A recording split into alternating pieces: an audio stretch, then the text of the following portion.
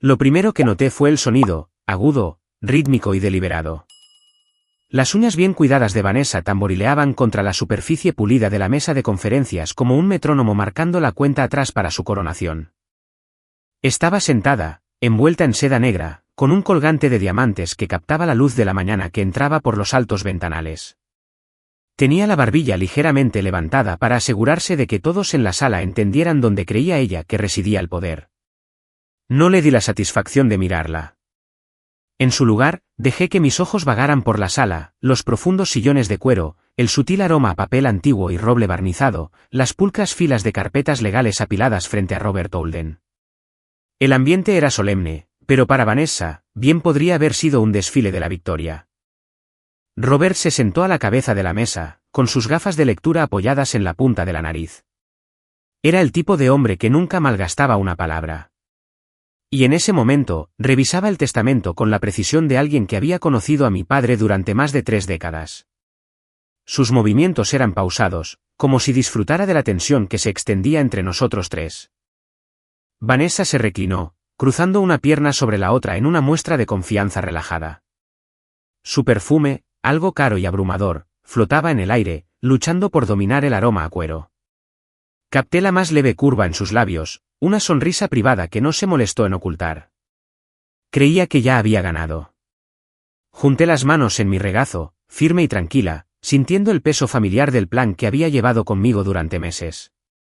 El silencio entre nosotros no estaba vacío. Estaba cargado, un espacio que había aprendido a llenar, no con palabras, sino con paciencia. Robert se aclaró la garganta, mirándome primero a mí y luego a Vanessa. «¿Podemos empezar?», preguntó, su voz con esa mezcla practicada de formalidad y finalidad. Asentí una vez, lenta y deliberadamente, con la mirada fija en la mujer que tenía enfrente. No tenía ni idea de que el suelo bajo sus pies ya se estaba moviendo. 5 meses antes, la finca de los Hamptons parecía sacada de las páginas de una revista de novias. Carpas blancas ondeaban suavemente con la brisa del océano, candelabros de cristal colgaban de doseles de seda, y el aire estaba impregnado del aroma de rosas y agua salada. Mi padre, Edward Callewa, estaba de pie en el altar, con un aspecto años más joven en su traje a medida. Sus ojos se iluminaron cuando apareció Vanessa, deslizándose por el pasillo con un vestido que parecía absorber la luz del sol. Estaba impecable, cada movimiento era grácil, cada sonrisa calculada. Le tocó el brazo como si fuera el único hombre en el mundo, y quise creer que lo decía en serio. Después de que mi madre falleciera, había visto cómo el mundo de mi padre se reducía a salas de juntas y cenas solitarias. Si esta mujer podía devolverlo a la vida, ¿quién era yo para cuestionarlo? Durante la recepción, se movió entre la multitud sin esfuerzo, recordando nombres, elogiando atuendos, riendo con cada chiste que contaba mi padre. Incluso me encontró entre el gentío, enlazando su brazo con el mío. «Cariño», dijo cálidamente, poniendo una caja de terciopelo en mi mano. Dentro había una delicada pulsera de oro por tu graduación. Quería dártela en persona. Le di las gracias, intentando ignorar la leve rigidez en sus ojos. Solo estuvo ahí por un segundo, un destello de algo más frío, más duro, antes de que la calidez regresara. El resto de la noche fue un torbellino de brindis con champán y fotografías cuidadosamente preparadas. Mi padre resplandecía, y yo sonreí por él, diciéndome a mí misma que esto era lo que necesitaba. Que el amor, por muy repentino que fuera, podía ser real. Pero mientras la observaba deslizarse entre la multitud, con su risa un punto demasiado pulida, la duda comenzó a arraigar, pequeña y silenciosa. Pasarían meses antes de que comprendiera cuán profundo crecería. Empezó de forma tan discreta que casi me convencí de que lo había imaginado. Un domingo, aparecí en casa de mi padre con una botella de vino, esperando nuestra cena habitual, solo para encontrar el comedor vacío y las luces apagadas. Al día siguiente, Vanessa me envió un mensaje: «Oh, lo siento. Cenamos fuera con amigos. Se me debe haber pasado invitarte». Le resté importancia. La gente olvida cosas. Luego cambiaron las cerraduras. No me enteré hasta que pasé después del trabajo para dejar unos documentos que mi padre necesitaba. Mi llave, la misma que había tenido desde los 16 años, no giraba. Vanessa abrió la puerta con una sonrisa de disculpa que no llegaba a sus ojos. Oh, ¿Edward no te lo dijo? Mejoramos las cerraduras por seguridad. No me entregó una llave nueva. Una semana después, noté algo más extraño, las palabras de mi padre durante el almuerzo. Se reclinó y dijo casi con indiferencia, «Todavía estás intentando encontrarte a ti misma». Sin prisas. Pero en algún momento, la estabilidad es importante. Era la misma frase que le había oído a Vanessa cuando pensaba que yo no la escuchaba. Sucedió una y otra vez. Pequeños comentarios sobre mi carrera, mi apartamento, la forma en que todavía vivía como una estudiante. Estaban envueltos en preocupación paternal, pero los bordes eran demasiado afilados. Me dije que no valía la pena armar una escena. Mi padre parecía feliz. ¿Y no era eso lo que importaba? Pero la calidez entre nosotros se había enfriado. Las llamadas no se respondían durante días. Las visitas eran breves, como si siempre tuvieran que estar en otro lugar. La distancia se instaló como una corriente de aire que no puedes localizar del todo, invisible, pero imposible de ignorar. Y debajo de todo, una silenciosa inquietud estaba echando raíces, una que intenté apartar hasta la noche en que todo quedó claro. Era tarde, esa hora en la que la casa debería haber estado en silencio. Había pasado a dejar unos papeles para que mi padre los firmara, esperando que estuviera en su estudio. Las luces estaban bajas, el aire ligeramente perfumado con los restos del perfume de Vanessa. Al pasar por el pasillo que llevaba al solarium, oí su voz, baja, pero no lo suficiente. Me detuve, de espaldas a la pared, y escuché. Una vez que se haya ido, todo es mío. La niña no recibirá ni un centavo. No había vacilación en su tono, ni rastro de culpa. Era práctico, como si estuviera confirmando una fecha de entrega. Mi pulso se aceleró, pero permanecí en silencio, esforzándome por oír el resto. Así es como lo planeamos, continuó, una pequeña risa envolviendo sus palabras. Todo está ya en marcha. Podía oír el débil zumbido de quienquiera que estuviera al otro lado de la línea, pero no me importaba su voz. Fue la certeza en la suya lo que me puso la piel de gallina. Terminó la llamada sin prisas, luego entró en el pasillo y me vio de inmediato. Por un momento, nos quedamos mirándonos. Entonces sus labios se curvaron en una sonrisa burlona. No te sorprendas tanto, cariño, dijo, su voz cargada de condescendencia. Así es como funciona el mundo. Mi primer instinto fue estallar, llamarla con todos los nombres que se había ganado, exigirle que se explicara. Pero no lo hice. Algo dentro de mí, más frío, más agudo, reprimió la ira. Las palabras le darían demasiado. En su lugar, dejé que el silencio se alargara, sosteniendo su mirada hasta que finalmente se dio la vuelta, con sus tacones resonando contra la madera mientras desaparecía en la cocina. En ese momento, entendí dos cosas, estaba absolutamente segura de que ganaría, y no tenía ni idea de que yo acababa de decidir jugar un juego mucho más largo. Dejé los papeles en el escritorio de mi padre, con el bolígrafo cuidadosamente colocado encima, y salí sin decir una palabra más. Para cuando llegué a mi coche, la furia se había asentado en algo más firme. Ahora sabía que la espera le dolería más de lo que cualquier arrebato podría haberlo hecho. 2 semanas después de esa noche en el pasillo, mi padre me llamó y me pidió que nos viéramos en su oficina. Su voz era firme, pero había algo en ella que no había oído antes, un matiz que me hizo cancelar todo lo demás en mi agenda. Cuando llegué, estaba sentado detrás de su escritorio, con una carpeta de manila delante de él y una taza de café intacta enfriándose a su lado. Parecía cansado de una manera que no tenía nada que ver con el trabajo. Vi al médico ayer, dijo sin preámbulos. Es terminal. Las palabras cayeron como un golpe físico. Por un momento, no pude hablar. Mi mente se fue a tratamientos, segundas opiniones, milagros. Pero sus ojos me dijeron que ya había explorado todas las posibilidades. Tragué saliva. ¿Qué necesitas que haga? Una leve sonrisa asomó a sus labios. Siempre he podido contar contigo para que mantengas la cabeza fría. No es tan lista como cree, Serena. Esa fue la primera vez que reconoció la tensión entre Vanessa y yo. No se detuvo en ello. En su lugar, metió la mano en la carpeta y sacó un bloc de notas legal impecable. Quiero que conozcas a Robert Oulden, dijo. Ha sido mi abogado durante 30 años. Conoce mis negocios, mi historia, y lo que es más importante, conoce las trampas que la gente tiende cuando hay dinero de por medio. Robert entró unos minutos después, un hombre alto de mirada penetrante y un apretón de manos medido. Hablamos largo y tendido sobre el patrimonio, y pude ver que la mente de mi padre ya estaba decidida. No vamos a desheredarla, dijo con firmeza. Ese no soy yo. Pero nos aseguraremos de que no pueda tocar la mayor parte sin ti. Robert explicó el plan. La mayoría de los activos, incluyendo propiedades e inversiones, irían a un fideicomiso conmigo como única fideicomisaria con control total. Vanessa recibiría una asignación anual fija y una propiedad para vivir, pero no tendría autoridad para vender, arrendar o apalancar ningún otro activo. Era hermético, el tipo de arquitectura legal que no se puede derribar sin desmantelar toda la estructura. Cuando Robert se fue, mi padre se reclinó en su silla y me miró con un silencioso orgullo. Solo hace falta un papel para cambiar el final, Serena. Asegurémonos de que este esté escrito exactamente como queremos. Asentí, sintiendo el peso de lo que estábamos a punto de hacer asentarse en mis huesos. Esto ya no se trataba solo de dinero. Se trataba de preservar la vida que mi padre había construido. Robert extendió el borrador del testamento sobre el escritorio, las páginas crujientes y pesadas en mis manos.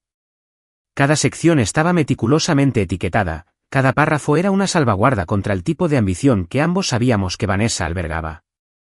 Mi padre se sentó a mi lado, silencioso pero atento, asintiendo cuando Robert leía en voz alta las disposiciones clave. Vanessa recibiría la residencia de Park Avenue, lo suficientemente lujosa como para apaciguar su ego, y una asignación de $100.000 al año. Suficiente para sobrevivir, no suficiente para prosperar. Sobre el papel, sonaba generoso. En realidad, era la jaula perfecta. El corazón del testamento era el fideicomiso Calewa, $120 millones en bienes raíces, inversiones y participaciones. Todo consolidado bajo mi control total. Cada propiedad, cada cuenta, cada pedazo de tierra, nada podía ser vendido, arrendado o transferido sin mi consentimiento por escrito. Cuando Robert leyó esa cláusula en voz alta, sentí una silenciosa satisfacción, pero estaba atenuada por algo más profundo. Muchos de esos activos no eran solo números. Eran partes del legado de mi madre, el viñedo en el norte del estado donde me enseñó a podar las vides, la casa adosada de Charleston que ella misma restauró, incluso la vieja cabaña del lago donde habíamos pasado los veranos antes de que enfermara. No eran trofeos para que Vanessa los desmantelara y vendiera. Eran partes de nosotros. Robert señaló la página final. Está todo aquí. Una vez que esto esté firmado y notariado, nadie, ni siquiera el abogado más agresivo, podrá mover un centavo sin ti. Mi padre se volvió hacia mí, con la mirada firme. Serena, esto no se trata de quitarle algo a ella. Se trata de mantener a salvo lo que importa. La paciencia te servirá mejor que la venganza. Asentí, comprendiendo que no solo hablaba del testamento. Me recordaba que a veces el arma más afilada no es el golpe, sino el peso que lo precede. Firmamos los documentos, y el notario selló cada página con un golpe firme. Cuando terminamos, Robert guardó el testamento en su carpeta de cuero, cerrándolo hasta el día en que más importara. Al salir de la oficina con mi padre, supe que los cimientos estaban puestos. Todo lo que quedaba ahora era dejar que Vanessa creyera que ya había ganado. El funeral fue un desfile de trajes negros, murmullos apagados y condolencias cuidadosamente medidas. Vanessa estaba en el centro de todo, envuelta en un atuendo de luto de alta costura. Su maquillaje era impecable, su sonrisa tenue pero fotogénica. Tomó cada mano que le ofrecieron, aceptó cada abrazo y ni una sola vez dejó caer una lágrima. Si alguien lo notó, no se atrevió a decirlo en voz alta. Yo me mantuve al margen, hablando en voz baja con los amigos más antiguos de mi padre, personas que lo conocían antes de que Vanessa siquiera supiera su nombre. Ellos se lamentaban de una manera que ella no podía fingir. Cuando todo terminó, posó para algunas fotos junto al ataúd y luego se deslizó en la limusina sin siquiera dirigirme una mirada. Al tercer día, me llegó la noticia de uno de los socios de mi padre. Vanessa había sido vista almorzando con un conocido corredor de bienes raíces de Manhattan, bebiendo copas de vino. Gesticulaba expansivamente, describiendo cuál de las propiedades de Edward Callewa quería poner en el mercado primero. No sabía que la tinta del certificado de defunción aún estaba fresca, pero los documentos del fideicomiso se habían sellado mucho antes. Esa tarde, fui a la residencia de Park Avenue. Me recibió con ropa de estar de seda, el pelo recogido en un moño perfecto, como si ya fuera la reina del imperio. Supongo que has venido a preguntar por la lectura del testamento, dijo, caminando hacia la sala de estar. No te molestes en aparecer. No estás en él. Le dejé tener su momento, su confianza era tan completa que resultaba casi impresionante. Estaré allí, dije con calma. Se rió, un sonido etéreo y despectivo, y agitó la mano como si ahuyentara a una niña. Como quieras. Me fui sin decir una palabra más, el eco de su risa siguiéndome hasta la puerta. Por dentro, ya podía sentir el silencioso chasquido de la trampa a punto de saltar. Las paredes revestidas de roble de la oficina de Robert Holden parecían contener el peso de décadas. La luz del sol se filtraba por altos ventanales, atrapando el polvo en lentos y deliberados remolinos. La larga mesa de conferencias brillaba, cada asiento dispuesto con precisión. Vanessa tomó su lugar a la derecha de Robert. La seda caía perfectamente sobre su figura, su postura era impecable. Irradiaba expectación, su sonrisa era tenue pero constante, como alguien saboreando el aperitivo antes del plato principal. Me senté frente a ella, con las manos juntas, la mirada fija en la veta de la madera pulida en lugar de en su rostro. Robert abrió la carpeta y se ajustó las gafas. Su voz era firme, formal.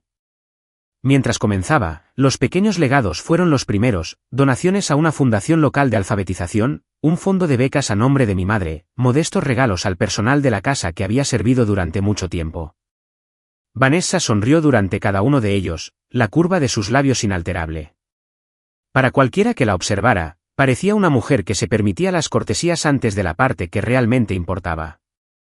Casi podía oír el guión que se reproducía en su cabeza, la lujosa herencia, el control inmediato, el ascenso sin esfuerzo al poder. No hablé. Ni siquiera me moví en mi silla. El silencio era mi aliado, cada segundo que pasaba era un hilo que se tensaba alrededor de sus expectativas. Robert pasó una página, sus ojos se dirigieron brevemente hacia mí antes de volver a posarse en el documento. Pude ver el más leve fantasma de una sonrisa asomando en la comisura de sus labios. Se aclaró la garganta y comenzó la siguiente sección, la que lo cambiaría todo. Vanessa se enderezó ligeramente, sus uñas rozando la mesa con un ritmo inconsciente. Creía estar preparada para lo que venía. No lo estaba.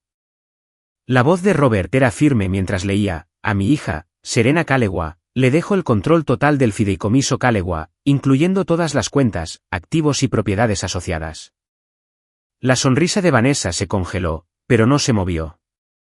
Con la excepción, continuó Robert, de la residencia en Park Avenue y una asignación anual para sus gastos de manutención de $100,000 a mi esposa, Vanessa Whitmore Callewa. Un leve escape de risa, agudo y despectivo, se le escapó, pero vaciló cuando Robert pasó la página.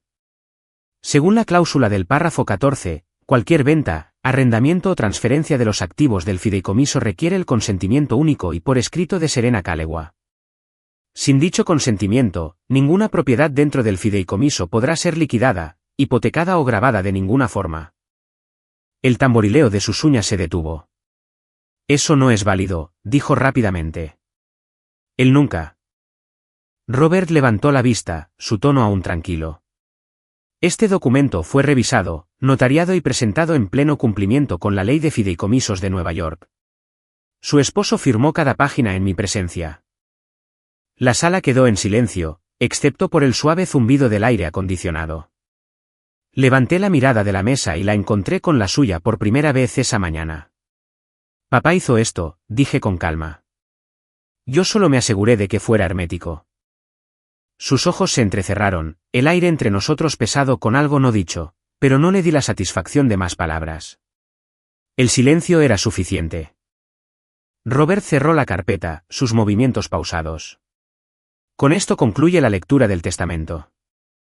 Me recliné en mi silla, dejando que el peso del momento se asentara, sabiendo que el impacto real de esas frases resonaría mucho más allá de esta sala. Los meses que siguieron fueron tranquilos, casi anticlimáticos. No hubo enfrentamientos explosivos, ni batallas judiciales, solo el lento desmoronamiento de una vida construida sobre expectativas. Sus boutiques favoritas dejaron de reservarle artículos.